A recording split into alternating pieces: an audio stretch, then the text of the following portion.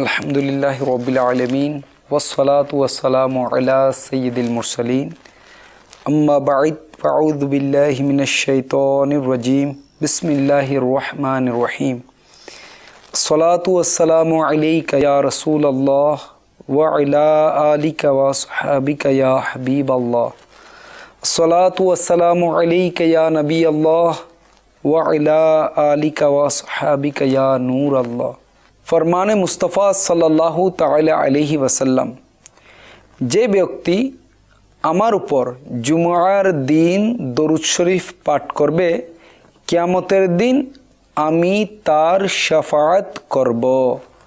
সাল্লু আলাল হাবিব সাল্লাল্লাহু তাআলা আলা মুহাম্মদ সাল্লাল্লাহু তাআলা আলাইহি ওয়াসাল্লাম। আকায়ে মদিনা হুজুর পুরনূর সাল্লাল্লাহু আলাইহি ওয়াসাল্লাম কখনো কখনো খেজুর ও তরমুজ কিংবা খেজুর ও শশা অথবা খেজুর ও রুটি একত্রতে আহার করতেন। শরীত অর্থাৎ তরকারির ঝোল এর মধ্যে ভিজানো রুটির টুকরা সরকারে মদিনা সাল্লাল্লাহু আলাইহি ওয়াসাল্লামের খুবই পছন্দনীয় ছিল। এক আঙ্গুল দিয়ে খাওয়া শয়তানের, দুই আঙ্গুল দিয়ে খাওয়া অহংকারীর নিয়ম নীতি, তিন আঙ্গুল দিয়ে খাওয়া আম্বিয়া আলাইহিমুসসালাতু ওয়াসসালামের সুন্নতে মুবারাকা। ক্ষুধাকে তিন ভাগ করা উত্তম, এক ভাগ খানা, এক ভাগ পানি ও এক ভাগ বাতাস। যেমন তিনটি রুটি খাওয়াতে পরিতৃপ্ত হয়ে গেলে তাহলে একটি রুটি খাবেন, একটি রুটির পরিমাণ পানি ও অবশিষ্ট টুকু বাতাসের জন্য খালি রেখে দিন। যদি পেট ভরে খেয়েও নেন তবু মুবাহ হবে, কোনো গুনাহ হবে না। কিন্তু কম খাওয়ায় দিনী ও দুনিয়াবি বরকত রয়েছে, পরীক্ষা করে দেখে নিন। ইনশাআল্লাহ আজ্জা ওয়াজাল পেট এমনভাবে ঠিক হয়ে যাবে যে আপনি অবাক হয়ে যাবেন। আল্লাহ আজ্জা ওয়াজাল আমাদের সবাইকে পেটের কুফলে মদিনা দান করুন। মানে হারাম থেকে বাঁচা ও হালাল খানাও প্রয়োজনের চেয়ে বেশি খাওয়া থেকে নিজেকে রক্ষা করা। দুপুরের খানার পর কাইলুলা করুন। দুপুরের সময় শোয়াকে কাইলুলা বলা হয়, আর বিশেষ করে এটা রাতে ইবাদতকারীদের জন্য সুন্নত, যে এতে রাতের ইবাদত করা সহজ হয়। সন্ধ্যায় খাওয়ার পর 150 কদম হাঁটা। খানার পর আলহামদুলিল্লাহ অবশ্যই বলুন। দস্তরখানা উঠানোর পূর্বে উঠে দাঁড়াবেন না। খানার পর ভালোভাবে হাত ধুয়ে মুছে নিন, সাবানও ব্যবহার করতে পারেন। কাগজ দিয়ে হাত মোছা নিষেধ, তোয়াল দিয়ে হাত মুছতে পারেন, পরিহিত বস্ত্র দিয়ে হাত মুছবেন না। মুফতি মুহাম্মদ খলিল খান বারাকাতি রহমতুল্লাহ তাআলা আলাইহি বলেন, যে বাসনে খানা খেয়েছে তাতে হাত ধোয়া অথবা হাত ধুয়ে জামা বা লুঙ্গির আঁচলে মুছে নেওয়া বরকতকে উঠিয়ে দেয়। খানা খাওয়ার সাথে সাথে প্রচণ্ড ব্যায়াম করা বা অতিরিক্ত ভারী বস্তু উত্তোলন করা, টেনে নেওয়া ইত্যাদি কঠোর পরিশ্রমের কাজ করাতে ভুঁড়ি উঠে যায়, অ্যাপেন্ডিক্স হওয়া বা পেট বেড়ে যাওয়া রোগের সৃষ্টি হতে পারে। খানার পর উঁচু আওয়াজে আলহামদুলিল্লাহ ওই সময় বলবেন যখন সবাই খানা শেষ করে নেয়, অন্যথায় আসতে বলুন। খানার পর দোয়া সমূহ ওই সময় পড়ানো উচিত যখন প্রত্যেকে খানা খাওয়া শেষ করে নেয়, অন্যথায় যে আহাররত থাকবে সে লজ্জা পাবে। বাগানে গিয়েছেন, সেখানে ফল পড়ে আছে, তাহলে যতক্ষণ পর্যন্ত বাগানের মালিকের অনুমতি পাওয়া যাবে না ততক্ষণ ফল খেতে পারবেন না। আর অনুমতি দু ধরনের হতে পারে। প্রকাশ্য অনুমতি, যেমন মালিক বলে দিলেন যে পড়ে থাকা ফলগুলো খেতে পারবে, অথবা দলিলগত অনুমতি, অর্থাৎ ওই স্থানে এমন প্রচলন অভ্যাস রয়েছে যে বাগানের মালিক পড়ে থাকা ফলগুলো খাওয়ার ব্যাপারে মানুষকে নিষেধ করে না। গাছ থেকে ফল ছিঁড়ে খাওয়ার অনুমতি নেই, তবে যখন প্রচুর ফল থাকে আর জানা থাকে যে ছিঁড়ে খাওয়াতে মালিক কিছু মনে করবেন না, তখন ছিঁড়েও খাওয়া যেতে পারে। তবে কোনো অবস্থায় এটা অনুমতি নেই যে সেখান থেকে ফল নিয়ে আসা যাবে। এসব অবস্থায় প্রচলন ও অভ্যাসের খেয়াল রাখতে হবে। আর যদি প্রচলন ও অভ্যাস না থাকে অথবা জানা থাকে যে মালিক কিছু মনে করবে, তাহলে পড়ে থাকা ফল খাওয়াও বৈধ হবে না। বন্ধুর ঘরে গিয়ে কোনো কিছু রান্নাকৃত পেয়ে নিজে নিয়ে খেয়ে নিল অথবা তার বাগানে গিয়ে ফল ছেড়ে খেয়ে নিল, যদি জানা থাকে যে সে কিছু মনে করবে না, তাহলে খাওয়া জায়েজ। কিন্তু এখানে ভালোভাবে চিন্তা করা প্রয়োজন রয়েছে। অনেক সময় এমনও হয় যে ও মনে করলো যে সে কিছু মনে করবে না, অথচ সে কিছু মনে করলো। জবাইকৃত হারাম মজ্জা খাওয়া হারাম। সুতরাং রান্না করার সময় ঘাড়, বুক এবং পাঁজরের হাড়যুক্ত মাংসের মেরুদণ্ডের হাড় মাংসকে ভালোভাবে ধুয়ে হারাম মজ্জাকে আলাদা করে নিন। মুরগির হারাম মজ্জা থেকে মজ্জা হালকা হয়ে থাকে, তাই সেটা বের করতে অসুবিধা হয়। সুতরাং রান্না করার সময় থেকে গেলে অসুবিধা নেই, তাই খাবেন না।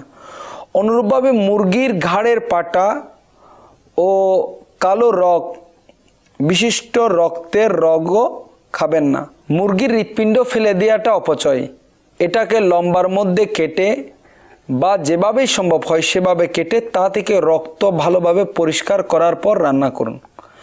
জবাইকৃত বস্তুর মাংসের ভেতর যে রক্ত থেকে যায় তা পবিত্র, কিন্তু ওই রক্ত খাওয়া হারাম। সুতরাং মাংসের ওইসব অংশ যেগুলোতে প্রায়ই রক্ত থেকে যায় সেগুলোকে ভালোভাবে দেখে নিন, যেমন মুরগির ঘাড়, ডানা ও পা ইত্যাদির ভিতর থেকে কালো রেখাগুলো বের করে নিন, কারণ এগুলো রক্তের রক্ত রান্না হওয়ার পর কালো হয়ে যায়। একজন খানা খাচ্ছে আর অন্যজন এলো, প্রথমজন তাকে বলল এসো খানা খাও, অপরজন বলল বিসমিল্লাহ করো।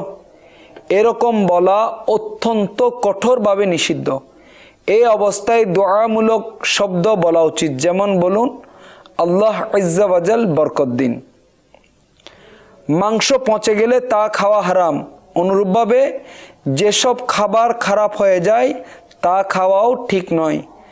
খারাপ হওয়ার লক্ষণ হলো এই যে তাতে গাদ অর্থাৎ সাদা আবরণ, দুর্গন্ধ বা টক গন্ধ সৃষ্টি হওয়া। যদি ঝোল থাকে তবে তাতে ফেনা এসে যায়। ডাল, খিচুড়ি, টক মিশ্রিত তরকারি তাড়াতাড়ি নষ্ট হয়ে যায়। খাবারের মধ্যে রান্নাকৃত পুরো কাঁচা বা লাল মরিচ খাওয়ার সময় ফেলে দেওয়ার পরিবর্তে সম্ভব হলে পূর্বেই বেছে নিয়ে আলাদা করে নিন, পিষে পুনরায় কাজে লাগান। এভাবে রান্নাকৃত গরম মশলাও যদি ব্যবহারের উপযোগী হয়ে থাকে তবে নষ্ট করবেন না। থেকে যাওয়া রুটি ও ঝোল ইত্যাদি ফেলে দিয়ে অপচয়। মুরগি, ছাগল বা গরু ইত্যাদিকে খাওয়াবেন। কয়েকদিনের থেকে যাওয়া রুটিগুলো টুকরো করে ঝোল দিয়ে রান্না করে নিন, ইনশাআল্লাহ আজ্জা ওয়াজাল উৎকৃষ্ট খানা প্রস্তুত হয়ে যাবে। মাছ ছাড়া সমুদ্রের প্রতিটি জন্তু খাওয়া হারাম। যে মাছ মারা ছাড়া নিজেই মরে পানিতে ভেসে উঠে তাও হারাম। কাঁকড়া খাওয়াও হারাম। চিংড়ি মাছের ব্যাপারে মতানৈক্য রয়েছে, খাওয়া জায়েজ তবে না খাওয়া উত্তম।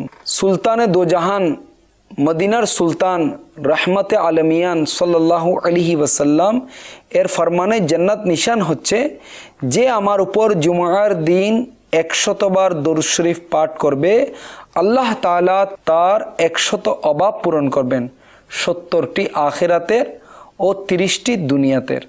হযরতে সাইয়েদনা আব্দুল্লাহ ইবনে মাসউদ রাদিয়াল্লাহু তাআলা আনহু থেকে বর্ণিত, নবী রহমত শফি উম্মত তাজদার রিসালাত হুজুর পুরনূর সাল্লাল্লাহু তাআলা আলাইহি ওয়াসাল্লাম এর মহান মর্যাদাপূর্ণ খিদমতে জিনদের এক প্রতিনিধি দল উপস্থিত হয়ে আরজ করল, আপনার উম্মত হাড়,